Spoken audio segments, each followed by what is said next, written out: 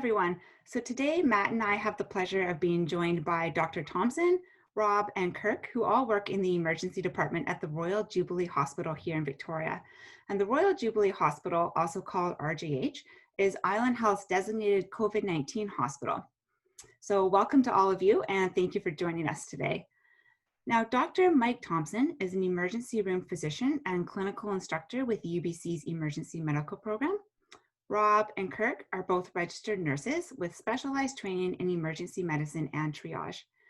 So today's conversation is going to center around the role that the media plays, including general media, but also public health promotion that it may play in your work. Now, I recognize that those were really brief introductions, so I'd like to give each of you an opportunity to expand a little bit further on yourself. So if there's any experiences, specialties, or other lines of work that might relate to our topic today, please feel free to mention that. So my name's Kirk. I started back in 2006 as a paramedic, did that for about 10 years before, well, during that time, I transitioned into the nursing, went into cardiology, and actually Rob, who's on one of the other panels here, trained me in emergency medicine from BCIT, and I've been working at the Jubilee in emergency medicine ever since. Well, since I'll segue into that, my name's Rob. I've been a nurse for 14 years. I was a teacher doing the emergency practicum specialty for BCIT and VHA for 3 years, which Kirk was one of my students. And now I'm also a charge nurse, and yeah, just an active member in the emergency room. And I guess I'll take it. My name is Mike. I've been working here in Victoria for 4 years. I've been an emerg doc for 6, and yeah, prior to working here, I was working in Iowa for 2 years, and before that, Ottawa. So the usual gamut of training. But yeah, full-time emerg. And I work with these two guys all the time. That's great. Thanks so much. So quick question for each of you. Simple yes or no answer. Do you think the media has had impact on your work in the emergency department? Yes or no? Yes. Yes. There's one person we're missing an answer from. Perhaps you already did. Yes. Sorry, did I not actually say anything? Use your words. Use my words. Got it. Sorry. Focus. No worries. So it sounds like there is some pretty strong consensus there. So I'm hoping we can kind of go back to the beginning. And when I say the beginning, I'm speaking pre-COVID days. So I'm wondering if perhaps Kirk or Rob or both of you, if you could describe the emergency room scene before COVID hit. So what did it often look like? I recognize it with both of you frequenting the triage role, you're often the very first person that those patients will see. So could you just describe what the emergency looked like before COVID, very early in COVID, and then throughout the trajectory? Well, for me, it was before COVID, it was really like willy-nilly, people come in, they get triaged, they go through the process. It was kind of organized chaos. There was no algorithms, no setup, no framework for how you assess people or what's appropriate for emergency or what they really need or any way of going about that or any things that we could do to help the healthcare process. And then when COVID started happening, there was a mass chaos of how to try to figure out a way to organize it so you could deal with the influx of people that were coming in for suspected cases or just their worries. And then they became an algorithm in mid-COVID, which really did slow down the volume in the emergency, giving the triage nurse especially a lot of power or choice in the decision-making process using a set algorithm of vital signs and stuff and sending the people home that were suspected with any of the COVID symptoms. Now that we're in the later end of the COVID, it's like that's kind of gotten forgotten, even though that algorithm is still there. And we're having just as many influx of people in. And now that there's not the worry, because everybody isn't scared of it as much as they were at the very beginning, you get the same volume of influx of people in. So the emergency is even busier now with lack of the algorithm that was used in the middle. I agree with 100% what Rob is saying. I would say my contribution would be the feel of the department was a lot different before as well. We used to hold, well, both Rob and I worked as charge nurses quite frequently pre-COVID. And it wasn't uncommon to hold 40 40, 50, 60 admitted patients in our hallways, in our monitored spots. Our hallways would be lined up with admitted patients. And then kind of once we were designated the COVID hospital, that significantly changed because now all those patients were at higher risk. Anytime an ambulance came in through that hallway, they were bringing a potential COVID patient, or anytime we brought a patient back to the hallway, there was a potential COVID patient being brought into that hallway, potentially exposing all these admitted patients that were all lined up and certainly not having the distance required. So they ended up clearing our hallway. They ended up clearing out the whole hospital. And so there was a period of time, sort of, there was that chaos at the beginning because none of the organization was set up for all these people that we were potentially intubating. And there was still a question of how you get the person into the trauma room and intubate, then out of the trauma room to CT scan, and then upstairs without potentially exposing everybody. So there was a bit of chaos, but then it just, like, after about, I don't know, what do you guys think? Like end of March, probably April, around there, it just quiet, just dead quiet on the island, right? And then now, like Rob said, now that things are, things are picking, a little more relaxed, like it's ramping right back up, if not worse to what it was before, because now we're having to take in those COVID precautions on top of this massive influx of people that we have. And now we have to divide our resources with people who are potentially infectious versus people that aren't.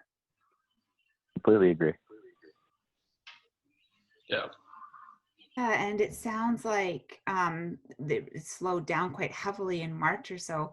Did you notice the media being leveraged at all during this time to help with public health messaging? And do you think that contributed to the lower numbers that you were seeing? I don't know if it was the media being leveraged so much as the like the Instagram nation, the people, everybody's so appreciative of what we did that they themselves kept themselves away. That and their own fear kept themselves. It wasn't that the media was saying don't go to emergency except for this. That I found it was more that people themselves are taking it upon, and they were afraid of coming in, so they took it to the extreme. And so now that there's not as much coverage on the importance of what an emergency room is, now we're seeing that giant influx again because they're not as afraid. I think you touched on something really significant there, which is the story of fear throughout this entire pandemic. I'm wondering if any of you have any really notable stories of patients with really strong fear or feelings and how that impacted the department at all. I think we've all seen cases of people coming a little bit later in their disease course than they would have pre-pandemic, without giving specific examples. And this has been echoed all across the world. The statistics of people coming in, maybe a couple days later than they should have. And subjectively, I know I noticed that at the beginning, not so much now. There was a big, positive media campaign. I can't remember the exact dates, but went out May, June, saying if you're actually sick, come to Emerge, we'll take care of you. We keep things safe, but still to this day we see patients who are scared all the time, and you educate them like there's two separate areas of the department. There's a clean and a not dirty. I don't know what respiratory or whatever we call it right now, right? Isolation area. I thank you. That's the correct term. But it is quite safe and streamlined. Like by the time they see triage things, there's two separate tracks, and we're pretty good about separating things out and keeping it as safe as we possibly can. We still get people coming into Emerge though, then they find out we're the COVID hospital. I've actually had a person come in to check in, realize we're the COVID hospital for the island, and then leave and rush over to Victoria General just to check in over there. So there's still fear around it for sure. It's just not only that, they hear that the symptoms that they have gets them to the isolation area, and that makes them check out. Yeah. Or change their symptoms at triage, mid-triage. Really? So. Yeah, we don't happens all the time, every single day. Yeah, and I've had people who have come in for various reasons, and because of their symptoms, they hear via me telling the ambulance, you know what, they're going to go to the isolation area, and they lose it. Like they completely lose it that they're going to the isolation area, because now they're increased risk of getting COVID. I've also seen a huge influx as well with the fear-based stuff of just mental health issues surrounding COVID. I've had so many anxiety, depression, feeling isolated. I've had people come in with just massive anxiety attacks that half the time I don't need to triage. Like, I can sort of sit them with a wet cloth in the corner of the waiting room and have them calm themselves down, and then they decide they're going to leave and go from there. But we've had lots of people go to our psychiatric emergency services because we are the psychiatric center as well. So there's been a higher influx of that as a result of COVID. Yeah, and now, Mike, I have a question for you. So I'm wondering if the abundance of the high quality scientific evidence that's now out there in the media has changed the degree and the type of questions that you get from patients. And if so, how do you manage that? So the degree, I guess we're not getting as many questions because there's more information out there, there's more available. Also, I think people are kind of burnt out about COVID. Like the lay public, they just stopped looking for questions and answers and just sort of accepted that increased level of risk in their day-to-day life, like going to grocery stores and restaurants. At the beginning, there was a lot of misinformation out there, and I mean that's still an issue, but I think it's becoming less and less so because there's so much public education going out about what actually works and what doesn't, and it's taken, like, Sweden's a perfect example, right? They started as the beginning of this thing saying, we're not going to socially isolate, we're not going to do anything, and everyone was like, oh yeah, look at them, they're doing a great job. But like more and more studies are coming out saying, no, they missed the boat, and they're going back and saying, no, well, we made a mistake. And they're slowly starting to shut things down a little bit more. And their population is different than ours. They quite often live in 1 or 2 person units as opposed to 6 to 10 and that kind of stuff. So it was a different sort of experiment. But I think people are becoming slowly more accepting of, like, just accepting the science and moving on as a yes, no, not a conversation or a debate. That's my subjective experience. I often find them a translator for non-medical friends and family. They call and ask questions about a new drug or study they heard, like remdesivir or whatever that, that it came out with all the things, and it turns out it's not the best thing since sliced bread, which most, as Kirk and Rob can think over the past, their careers, they've seen all these fancy drugs come out. It's like, yes, this will cure X. And 5 years later, you're like, nope, it failed. Well, that speaks to everybody's one for the quick fix pill, right? Exactly. I got diabetes for this. I got COVID. Give me a immunization. I think what happens is what's overlaying this is that people are more inconvenienced by the whole COVID thing, are overwhelmed by the fact that they're just inundated with this all the time. And now they're just kind of over it. They don't want to be affected every single aspect of their life now.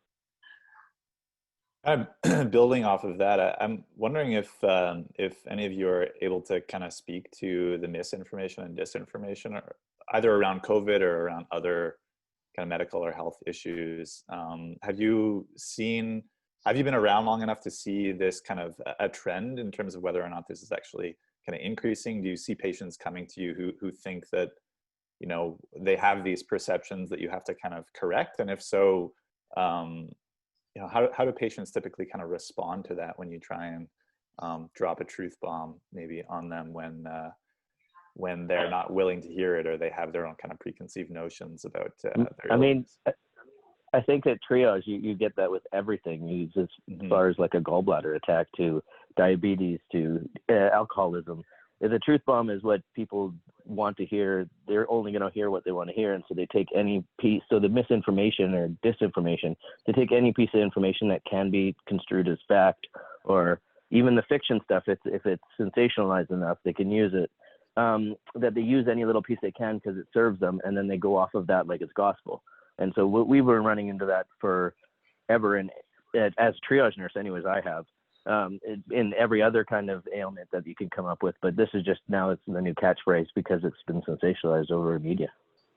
Yeah, this isn't anything new. I mean, we've been dealing with this for as long as I've been in healthcare. I mean, it just comes in different shapes and forms. I mean, I've had people come in just riddled with cancer that could have easily been treated had they not gone down to Mexico and got vitamin C treatments, kind of thing.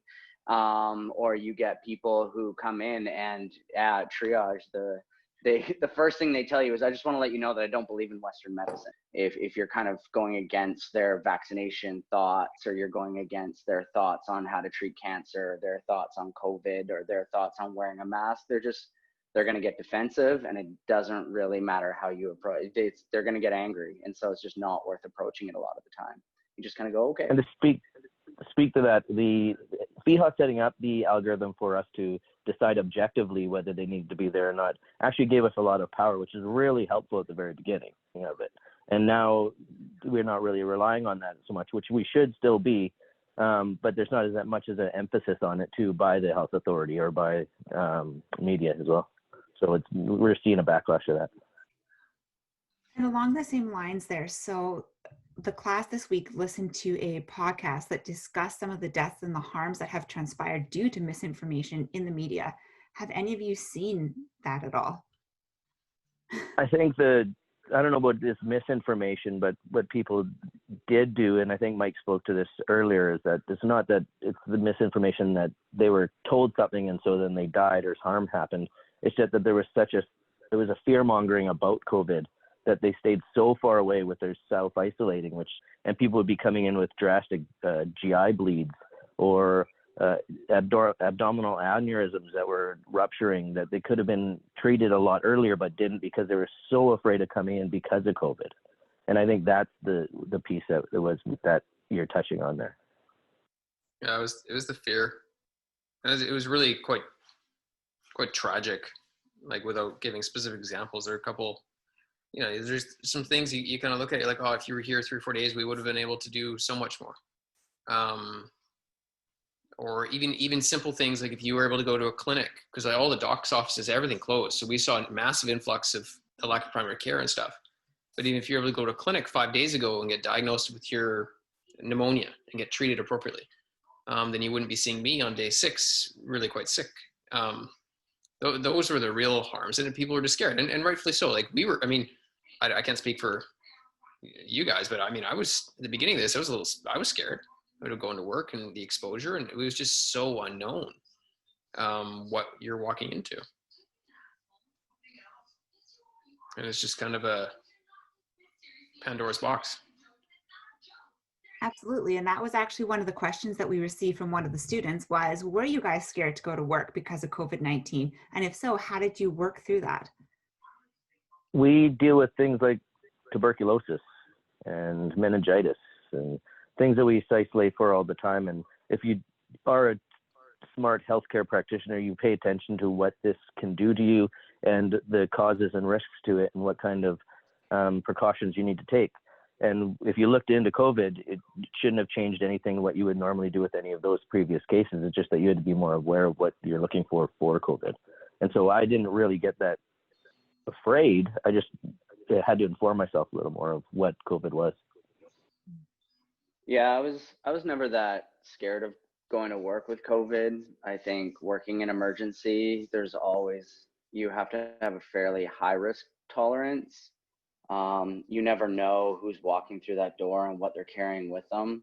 And even when you first triage them and this and that, we have had patients who we've dealt with for a day or so before the TB results get back. And it turns out, oh, they do have TB and we have been exposed. It's kind of the nature of working down there. You're going to have more exposure, or I guess you're going to have less of a chance getting exposed when you're working on a unit after someone's been diagnosed and they've been sent up and they're in a negative pressure room and this and that. We don't have that luxury. People are walking in from all walks of life with all sorts of disease processes already in the works, and you just do your best to try and mitigate those risks, but there's always going to be a risk working down there. Mm-hmm. And another student had asked what happens if there was a suspected contact, so whether it be with TB or with COVID. What would the procedure look like? The health authority gets in touch with you and has you do the test, right? And they do a backtrack of who was involved, and they do the appropriate testing of that case. And then if you were exposed, then they give you time off of work and check you, like they'll do the swabs or they'll do the TB check or whatever it is. They always do a backtrack of who was involved. It's only exposure in the sense of if you're not wearing PPE at the time. Yeah. So Which triage you never are. it's very true. Yeah. I think too, like, I mean, we've also gone through this before with Ebola. I mean, I remember when Ebola hit, holy, did our department go buck wild. We built an entire new negative pressure room and purchased all this equipment and never even made it to Canada, let alone North America. Talk about misinformation. When they said the Ebola was ready in the news, I was working that day. We didn't even have a room set up for it yet. Talk about misinformation. It does happen. So, and then same with like H1N1 and, you know, SARS and everything that's kind of, I don't know. This isn't the first time that all this information has come down this way. It's just the first time that I guess it's been so worldwide, and the response has been so big. It's been quite different. And I wonder, had social media and 24-hour news cycles kind of been around back in the SARS day, whether it would have gone as recognizable. Yeah. I mean, this is a different disease, obviously, but I just mean like in terms of there would have been a lot more fear surrounding SARS when I remember there wasn't as much. That's a good point. Now, to jump outside of COVID a little bit, I'm wondering if any of you can think of any examples of when there was a news story that may have been subsequently influenced what you saw in emergency. Is there ever a correlation between something that is on headline news and then what happens the next day? Do you guys remember when everybody was being attacked by bats? I was just going to raise that. Oh, that's exactly the story. yeah. Yeah, all of a sudden, Nailed it. like it was a bad epidemic. I mean, it was Still basically kind of is. You're still getting reflexes from it. Yeah, I had never seen so many bad exposures in my life. A very unfortunate event happened where a young man, I think he was in his 20s, was canoeing or something up in Campbell River and ended up getting a bat like smacked him or hit him or something like that. Like it had just kind of flown by him, and he ended up dying and of rabies. And bats are the only animal on the island that carries rabies. And so the news ran with this, and suddenly, I swear, it must have been 5, 6, 7 a day coming in. At least. It was at least. It was, yeah. So the people who saw a bat or were exposed to a bat in some way, or people who just were afraid of, like, what literally were they literally a rodent runs by them, they think it's a bat, and they come in just because of the fear. It's just not enough information on to what they should look for, and people aren't trained to do it either. Yeah, to put a big strain on public health too, because they started running out of rabies vaccine, rabies immunoglobulin. They had to start rationing it. And they changed the protocols. I got a ton of emails in the background about who you're supposed to call, when you're supposed to give it, and it got really complicated because you started running out of the drug. And there's some people who actually needed it because there's still a certain number of bad exposures that do happen, that do actually need the prevention of the vaccine and all that stuff to prevent the illness. And so it's hard from like their standpoint to actually sort out what was I don't want to say legit, but a higher risk exposure versus a very low risk exposure. I mean, I think that's something where the media could step in and be a help in describing it. Like, don't panic, don't go to this. If you just said, like, just explain some common misnomers or what to actually look for.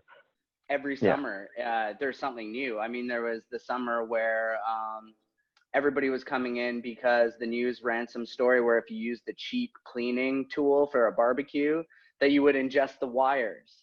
And so you do, literally, it does happen. I mean, it happens, once a summer, maybe one person a summer, but we had a summer where like 30 or 40 people are getting abdominal x-rays to see if they have wires in their stomach because they took a bite of their burger, felt a hard thing in it, and then freaked out and came in.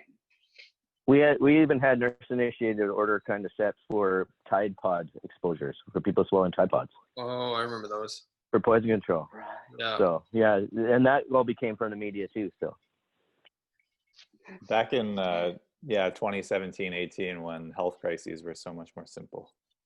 Yeah. In a more general sense, I'm curious if you ever have any interactions with the public health kind of sector, And if so, what do those interactions kind of look like? And do you see opportunities for kind of integration with the work that you do with public health messaging? So with this, the COVID thing, I think the communication's probably improved from like my perspective with public health. We get quite a few emails, and I'm on a couple different committees. One sort of looking at underhoused people and how to swab them and track and that kind of stuff. And it's actually a logistical nightmare, and so we're working through that. I mean, if any positives come out of this, the public health sort of bolstering and the notoriety of them has improved substantially. I mean, especially in BC with the person leading it says obviously improve the image of public health physicians and the system and what it actually does. The problem not a problem, I guess the disconnect between emergent public health is we're on the pointy end of the stick, right? And it's really tough to sort of communicate with sort of conceptual ideas when we're literally like, it's 2 a.m, right? We quite often hear from people like, well, call us, we're open all the time. You're like, Monday to Friday, 9 to 4, right? The Emerge is 7 days a week, 24 hours a day. Like nothing on public health. I've talked to public health docs 24 hours a day. That's not what I mean. Just in general that people are like, oh, it's easy accessible. It's like, well, you don't understand what Emerge is. It's 24/7. Our busy times are Monday at 9 p.m., right? Everyone else is sitting at home, tired after Monday back at work. That's when we're working our hardest. And it's just it's a different mindset. You don't understand it until you've done it and worked in that sort of environment. And so it's challenging to sort of bridge that communication gap. Does that make sense?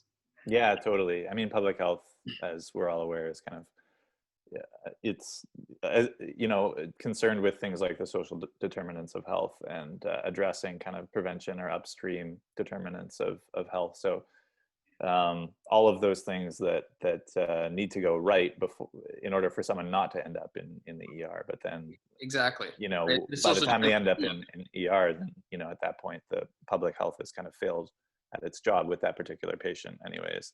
It's inevitable to fail because it's a valuable system, though. I think that's what you're touching on, right? You mean you can get 1,000 right, you get 1 wrong, especially in today. That's going to be focused on, and so you don't see the 999 that you nailed and kept everybody else safe because of it, right? Yeah. So I'm going to speak exclusively to social media here, and we often see on social media some news clips of individuals who have recorded bits of scenes, like say a bar fight, on their cell phone that then goes viral. I'm just curious to know what your thoughts are on that type of use of social media, recording on personal devices, and whether you guys have experienced or run into any of that in the emergency department. But we have like a ban on media outlets, like no recording, no taking pictures in there because it's a confidentiality problem. So I don't, and in our setting, I haven't noticed it as much. And if so, it's addressed really quickly. It's just when you explain to the person taking the video that it's not about you and your care, it's the fact that there are other people around you and you're breaching their confidentiality. You can usually, and the handful of times I've found, usually find some common ground. They actually understand it. You got to protect other people's privacy. And Mike, this question's for you. I'm curious to know how you, as an emergency physician who's looked to for answers, how you sort through and filter all the abundance of info that's out there. So, I mean, at the beginning of this in March, we all read a ton, and just the blogs and the social media world, especially social media world and podcasts and blogs throughout emergency medicine in North America was huge. And they released hundreds of hours of podcast literature. And that's part of the reason how we ended up with 2 separate track emerge departments. So I know for a fact, one of our local emerge docs here, one of their relatives was emerge doc in New York, and they had a model of splitting the emerges in 2. And that's how BC took over. And so the communication throughout the emergency medicine world and ICU world about how to deal with this medically and flow wise and staff wise, down to individual docs cleaning procedures pre and post shift and staying with their families, and different docs in the high area, like the influx areas in New York, actually moved out into hotels away from their family, and that kind of stuff was all sort of communicated through. I think it was late March, early April, the group of emerge docs, we actually designated one in our group to send out a daily 1-pager of all the important new media blurbs and then scientific things and stats for the day. And we supplemented their time to do that, because it became overwhelming to do that and then go to work at the same time and focus. It's become less so now, and more it's just about the changing new drugs, the new studies that come out, and mainly it's just on podcasts and blogs that I'm getting most of the information. But it did at the beginning, it was definitely like information overload, and it added to the stress because you just never knew. Because I don't know if you guys, like, at the beginning, like at the beginning we were like supposed to intubate everyone really early, and then you couldn't go above certain number of liters of oxygen, and oxygen keep changing. I swear every 3 days it was changing. And you didn't know the current prevalence because we didn't have enough tests at the beginning, and we didn't know how many COVID cases there actually were. And that was part of the uncertainty, right? In Emerge, we're very comfortable usually dealing with the uncertainty, but when you're making decisions to take someone from room air to intubate them, which makes them aerosolized, you don't want to put your coworkers at risk or yourself at risk. And it was just a whole lot of information that came at once. And our group duplicated what other groups in emergency medicine did throughout North America and in Italy. There's an interesting connection between Italy and New York. Some of the docs together or something, and they were like 2 or 3 weeks apart. And so they had multiple podcasts they had, and they just went like wildfire across North America. And all that information got disseminated so quickly, and how to deal with it and how to like keep everyone safe. It was quite interesting to see how it actually worked really well. Probably because of social media, like the social media, the medical podcast world. One of the founding sort of podcasts in medicine was emergency medicine. The MRAP podcast was one of the first ones, and then it sort of spawned all these different things, and they're the first ones to jump on it. And I think because of that network that was already in place is how the information got communicated so quickly. It was kind of a neat social media experiment in that sense. That's interesting. It kind of is reflective a little bit of I think, the pandemic in general, and kind of the crazy, acceleration of research and information around this, and the fact that we just didn't know very much. And I think there's been criticism towards public health, for sure, at least, over the last several months, because messaging changes, because and that results in people trusting less the experts or the information that they're hearing from media when messaging changes from one day or 1 week to the next. But the reality is that the research and the information and the evidence that we have around this is changing, and that's why the messaging changes, because we're learning more and more about it. And I think there's a tendency maybe in the public to not necessarily appreciate that fact and think that the messaging is changing because people are changing their opinions, or something like that, rather than opinion. Yeah. So it's interesting. I mean, it sounds as though, that's exactly what was happening as well within the hospital, and the protocols that were being developed was that they were being updated all the time, probably because new evidence was emerging every day. It was kind of neat from a science side of things. And the problem, if the lay public doesn't understand how science works, we're watching, it probably took 20 years for the first plane to fly, right? We're watching real-time science happen in the course of 6 months. Test hypothesis, positive, negative, move on, and accelerate so quickly. And if you don't understand how science works, and the fact that you can never prove anything right, you only prove it wrong, and sort of keep going forward. And if you don't understand that, you probably wouldn't believe the system and trust it. And I think that's some of the erosion of trust that you're talking about. We see that down in the States, right? They just don't trust the system, and unfortunately don't understand how the tenet, the foundation of what we do in science, right? You can't prove anything right. You can only prove other things wrong, which is anyways. Yeah, well, and it's partially reflective, I think, as well, of the kind of way that people expect information and facts to kind of emerge and be proven immediately in like the current 24-hour news cycle, and the fact that information is so quickly and easily available at our fingertips that there's less recognition that science still takes time in order to happen. And so these answers can't be, we just can't come up with them immediately when something like a novel. Nor do they always have the knowledge to deal with the information that they get from those answers. Right, exactly. Yeah. I'm going to jump in again with another quick question here. And this is, again, kind of like going off on a bit of a tangent, but we heard a lot, especially early on, and I wanted to come back to this because it was raised by a couple of you over the course of this conversation. But early on, we had all these conversations in the media about flattening the curve, and the fact that we needed to to kind of quarantine or isolate ourselves in order to prevent an overburden on the healthcare system. I mean, I know that we're aware now that that overburden, at least in BC, never really kind of happened. But I do wonder if this pandemic kind of teaches us something about the capacity of our healthcare system. And in looking forward, do you kind of from the inside have any thoughts or feelings about how our healthcare system can be better prepared for future pandemics that might even be worse potentially than the COVID-19 pandemic, or even be a more severe disease with a higher case fatality rate or something like that?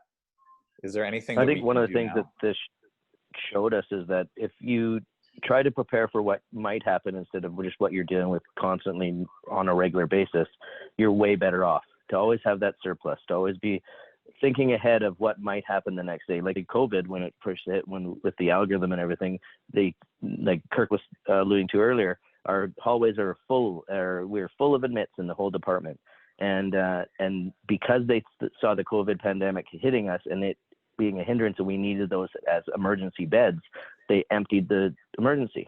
Became a lot better place to work. Our staffing went up, our morale went up. And the ability to obtain knowledge and absorb it was way higher because morale was better. That just simple thing of thinking ahead and working as there was something was going to happen showed that the system should do that, and it'll be much better for the whole healthcare system. And I think too, because we started it so early, back at like the very beginning of March, you talked about fear earlier, and like the one time that I was terrified, it was like the only time I was scared was I had a positive COVID patient and I was stuck in the room with her. She'd been tested positive in the community, had waited her 14 days, and then ended up coming into our department where she couldn't breathe and her oxygen saturations were dropping. And at this time, we were still trying to figure out how we were going to manage all this. And we were talking about intubating her. And I remember I'm standing there. I don't have the right gear on because we weren't planning to intubate her initially. And the only thing I'm allowed to do is increase her oxygen by 2 points. Because if I go any higher than that, then according to our current understanding, it was going to go airborne and I was going to infect myself. So all I could do was stand there and watch her basically gasp. And while everybody else spent 10 minutes, 15 minutes, because they were still learning the procedures to get all their stuff on and how we were going to run this intubation. So everybody's standing outside trying to organize it so that when they go in, it's smooth. But meanwhile, I'm standing next to her and all I can do is just hold her hand and say, like, I don't know what to do for you. Just keep breathing, right? And that was the scariest thing because I haven't felt that way in the longest. Usually we have something we can do. So that was pretty terrifying. But that again, because we were figuring that out so early on, we had so few COVID cases that by the time it did kind of ramp up, before it did flatten out and go away, we were a lot more prepared. We'd figured those things out. We started putting our cell phones in Ziploc bags, bringing them in and putting them on speakerphones, because doing it on walkie-talkies, talking through the door and stuff wasn't working. So we would figure out and all these things. And like Rob said, because we were prepared for it and we figured it out so early, it did make those ones further on before we did quiet down a lot more smoother as we went, right? It was just practice made perfect. I'm curious. I think that can be applied to the whole system. Yeah. And that was kind of going to be my next question is, I mean, you're kind of talking on the micro scale right now. And I'm wondering because we saw kind of after SARS and then after H1N1 as well, we saw the healthcare system kind of stockpiling masks and PPE but then after a few years, that stuff, the kind of budgets get cut or whatever, and we see that the stockpiles of those things kind of dissipate until the next crisis, right? I'm wondering if this crisis, do you think that this one's going to kind of last? Is it going to leave a lasting impression on our preparedness and our stockpiling of equipment and all these things that we now know are so important for pandemics? It already is perishable like it's already degrading. Like it's not the emphasis on it as what there was even a month ago. Right. Yeah. And it's like, oh, we'll wash your masks, or now we don't need the masks, or we can just use this one. We can get by this one. You don't need to do full PPE for this. We only have 2 rooms, but we don't really need, we're already seeing that. And which is why we run into trouble. And I don't think there's a way you can sustain it because we run by a system that runs by money. That's the focus. And healthcare isn't the primary focus. If healthcare is the primary focus every time, money isn't the issue.